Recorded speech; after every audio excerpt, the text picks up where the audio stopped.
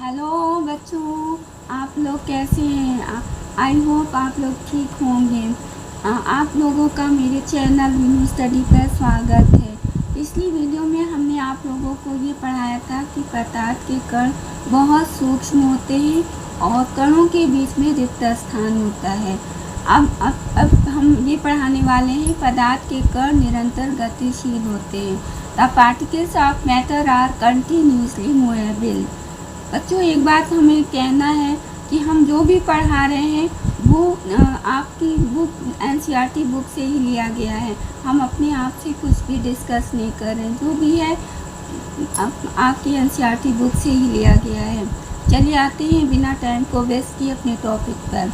पदार्थ के कण निरंतर गति करते रहते हैं, इस कारण इनमें गतिज ऊर्जा होती है। पदार्थ के कणों के बीच रिक्त स्थान होता है, ये तो पता ही है। उनके बीच में कणों के निरंतर गति भी करते रहते हो और इस कारण गतिज ऊर्जा भी होती है।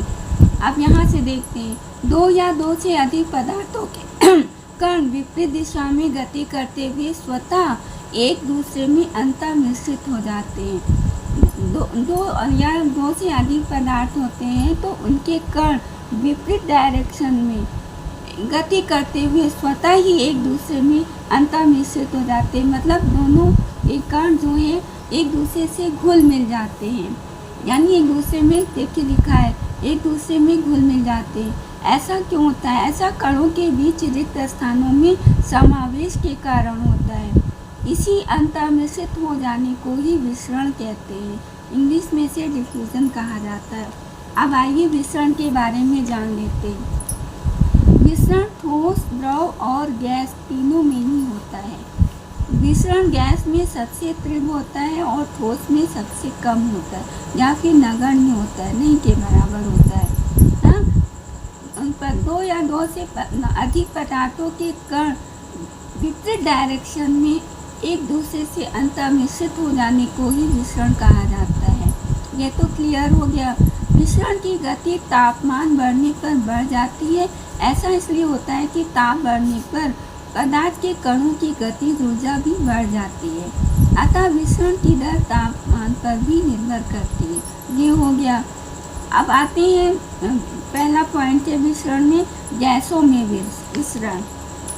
सब्जी बनाते समय या इत्र मतलब सेंट लगाते समय, अगरबत्ती जलाते समय गैस उत्पन्न होती है जो वायु के कणों के साथ मिश्रित होकर चारों ओर तेजी से फैलती है। गर्म गैसें तेजी से फैलती हैं। हम लोग किचन में सब्जी बनाते हैं, बनाते समय उसमें से खुशबू निकलती है, वो उस सब्जी की खुशबू बहुत दूर दूर तक फैल जाती है। ऐसा क्यों होता है?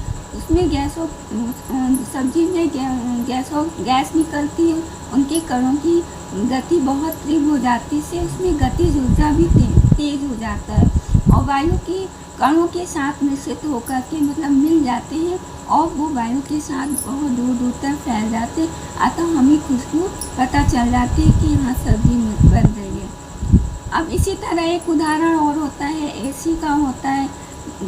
कमरे में बंद हो जाता है और एसी चलती रहती है और बाहर की गर्म हवा जो है दरवाजे की वजह से अंदर नहीं आ पाती, लेकिन हल्का सा भी खुल जाता है और वहाँ पर खड़े होने पर ये पता चलता है कि एसी की ठंडी हवा बाहर की ओर जाती है और बाहर की गर्म हवा के कण अंदर की ओर आते हैं।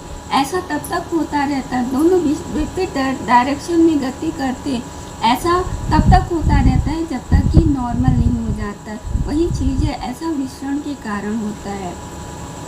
इससे सिद्ध होता है गैसों के कण वायु के कणों के साथ मिश्रित होकर सभी दिशाओं में तेजी से फैलते हैं, अतः पदार्थ के कण निरंतर गतिशील होते हैं। अब आते हैं द्रव में।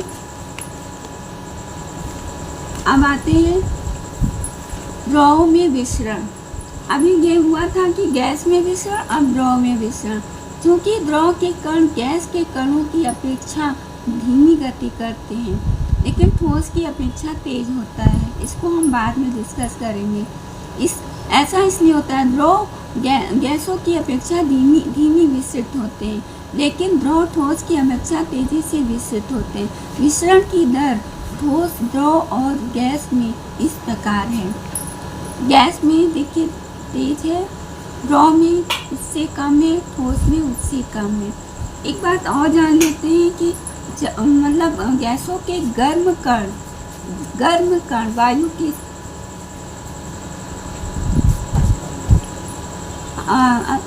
द्रव के कण गैसों के कणों की अपेक्षा धीमी गति करते हैं, इसलिए द्रव गैसों की अपेक्षा धीमी विसरित होते हैं, लेकिन द्रव ठोस की अपेक्षा तेजी से विसरित होते हैं।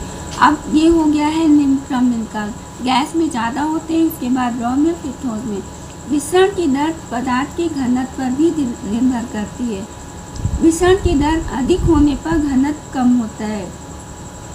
अब ये देखिए, टेस्ट ट्यूब लिया है हमने, यहाँ पर जल भर लिया है, कॉपर सल्फेट की क्रिस्टल इसमें डालते हैं, ये जल है। अब क्या होता है, अब कॉपर सल्फेट की क्रिस्टल के कण और जल के कण दोनों गति कर रहे हैं, लेकिन विपरीत डायरेक्शन में कर रहे हैं। ऐसा विसरण के द्वारा हो रहा है। अब यहाँ पर पूरा तब तक होता रहता है जब तक कि पूरा जल जो है नीला नहीं हो जाता है। ऐसा क्यों हो रहा है? विसरण के कारण हो रहा है। दोनों के कण एक दूसरे में अंतर्विसरित हो जाते हैं। अब अगली वीडियो में हम आपको पढ़ाएंगे ठोसों में विसरण। वीडियो को अंत कर रहे हैं। वीडियो अगर अच्छी लगे तो लाइक करिएगा, सब्सक्राइब करिएगा, बेल आइकन को दबाना मत भूलिएगा। Thank you.